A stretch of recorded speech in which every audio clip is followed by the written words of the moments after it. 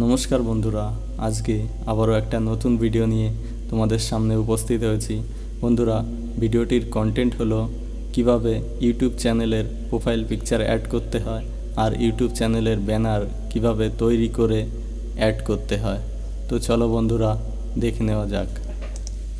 বন্ধুরা, প্রথমে ফোনের ইউটিউব অ্যাপে ঢুকতে হবে, তারপর সোজা নিচে চলে আসতে হবে। দেখো, গোল অপশানে ক্লিক করার পরে ভিউ চ্যানেলে ক্লিক করতে হবে, তারপর এডিট চ্যানেলে ক্লিক করতে হবে, তারপর ইউটিউবের ওই ক্যামেরা অপশানে ক্লিক করার পরে গুগল গ্যালারিতে যেতে হবে, তারপর একটা ছবিতে ক্লিক করে ডান করতে হবে, তারপর সেভ অ্যাজ প্রোফাইল পিকচার এটাতে ক্লিক করতে হবে। ইউটিউব চ্যানেলের প্রোফাইল পিকচার অ্যাড হয়ে যাবে। এটা তো সহজ বন্ধুরা। তারপর ইউটিউব ব্যানারের পেছনে ক্যামেরা অপশানে ক্লিক করে চুজ ফ্রম ইয়োর ফটোসে ক্লিক করে যে কোনো ছবিতে ক্লিক করে ডান করতে হবে। তো বন্ধুরা, এটা হলো না, কারণ এর রেশিওর সাথে মিল খায়নি। তো চলো বন্ধুরা, এর জন্য প্লে স্টোরে যেতে হবে। গিয়ে প্লে স্টোরে গিয়ে পিক্স ল্যাব বলে অ্যাপ লোড করতে হবে। তো বন্ধুরা, PIXE এটা লিখলেই পিক্স ল্যাব চলে আসবে। ক্লিক করলে তারপরে ইনস্টল করতে হবে। এখানে একটু সময় লাগবে বন্ধুরা।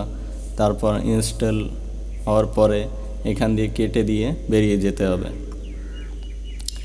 কেটে দিয়ে এটা একটু লাগবে বন্ধুরা, পরে এটা থাকুক।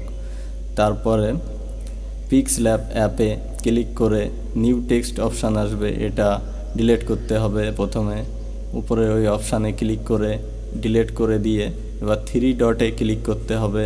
ইমেজ সাইজে ক্লিক করে কাস্টম অপশানটা চেঞ্জ করে ইউটিউব চ্যানেল ব্যানারে ক্লিক করে ওকে করতে হবে। চ্যানেলের মাপ অনুযায়ী হয়ে যাবে। তারপর প্লাস অপশানে ক্লিক করে গ্যালারিতে ক্লিক করতে হবে যে কোনো ছবি, তারপর আবার অ্যাড করে ক্লিক করে ডান করতে হবে। তো বন্ধুরা, ক্লিক করে ডান করার পরে এই ছবির তুমি যে কোনো একটা মাপ কেটে নিতে পারো বা পুরোটাও দিতে পারো।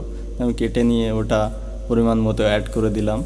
তারপর আবার প্লাস অপশানে ক্লিক করে টেক্সটে ক্লিক করে বন্ধুরা নিউ টেক্সটটা ডিলিট করে ওইখানে তোমাদের যা নাম, চ্যানেল নেম কিছু দিতে পারো। আমি চ্যানেল নেম দিয়ে এবার ওকে করে দিলাম বন্ধুরা। ওকে করার পরে লেখাটা মাঝখান সোজা এনে একটু কালারফুল করতে হবে যাতে চোখে লাগে। তো বন্ধুরা, বি অপশানে ক্লিক করতে হবে।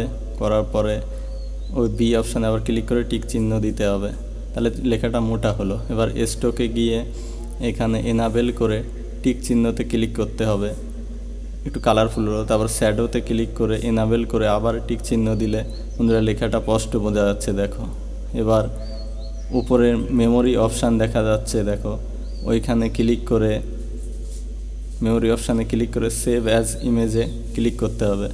এবার সেভ টু গ্যালারি এখানে করলে একটা অ্যাড আসবে, একটা কেটে দিলে ওটা সেভ হয়ে যাবে। এবার সেভ হয়েছে কিনা দেখবো বন্ধুরা। তো চলো বন্ধুরা, প্রথমে ফাইল ম্যানেজারে ঢুকি।